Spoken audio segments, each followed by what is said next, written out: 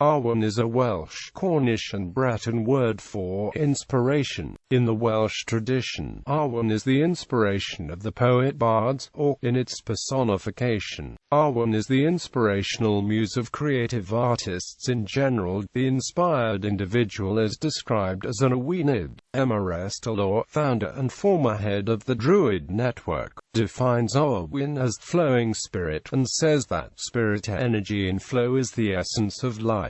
In current usage, Awen is sometimes ascribed to musicians and poets.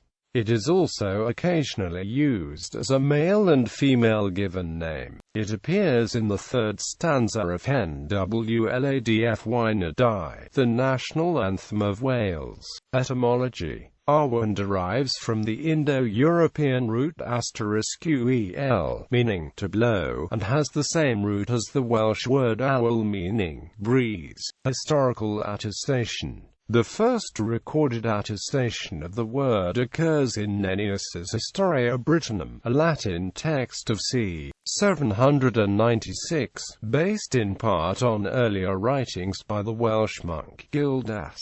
It occurs in the phrase tunc tal tat Awen in poemate claret, where the Old Welsh word Awen occurs in the Latin text describing poets from the 6th century. It is also recorded in its current form in Canu Clwarken, where Clwark says, "I know by my Awen," indicating it as a source of instinctive knowledge.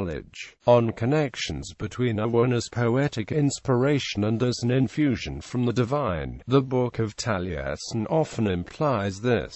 A particularly striking example is contained in the lines, Ban pan do ethpir ogir win Awen, literally, the three elements of inspiration that came, splendid, out of the cauldron, but implicitly that came from God, as Pir can also mean sovereign, often with the meaning God. It is the three elements that is cleverly worked in here, as Awen was sometimes characterized as consisting of three subdivisions, so the Ogirwan, of triune inspiration, perhaps suggesting the Trinity. Giraldus Cambrensis referred to those inspired by the Awen as awenydd in his description of Wales. There are certain persons in Cambria, whom you will find nowhere else, called awenydd, or people inspired. When consulted upon any doubtful event, they roar out violently, are rendered beside themselves, and become, as it were, possessed by a spirit.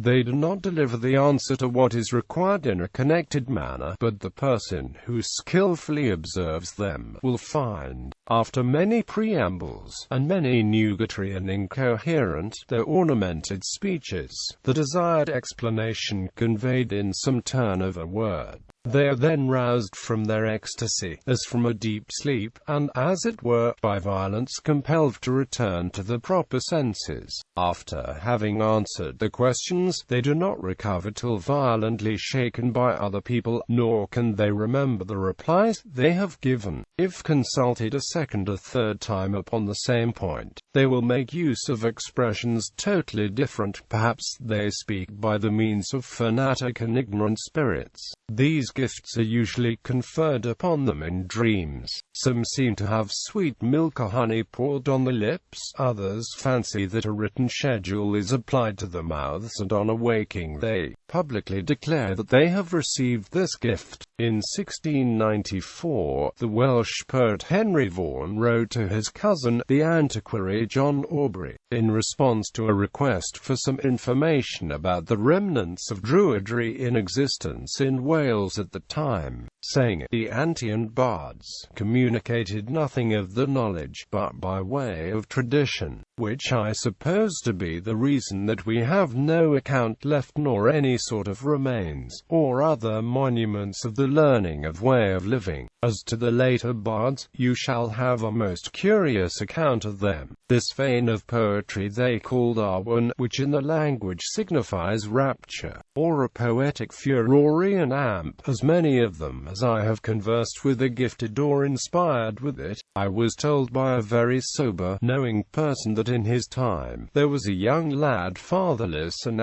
motherless, very poor, that he was forced to beg, but at last was taken up by a rich man, that kept a great stock of sheep upon the mountains not far from the place where I now dwell, who clothed him and sent him into the mountains to keep his sheep. There in summertime, following the sheep and looking to the lambs, he fell into a deep sleep, in which he dreamt that he saw a beautiful young man with a garland of green leaves upon his head, and an hawk upon his fist, with a quiver full of arrows at his back. Coming towards him, at last let the hawk fly at him, which got into his mouth and inward parts, and suddenly awaked in a great fear and consternation, but possessed with such a vein, or gift of poetry, that he left the sheep and went about the country, making songs upon all occasions, and came to be the most famous bard in all the country in his time. Neo-Druidism. In some forms of Neo-Druidism, the term is symbolized by an emblem showing three straight lines that spread apart as they move downward, drawn within a circle or a series of circles of varying thickness,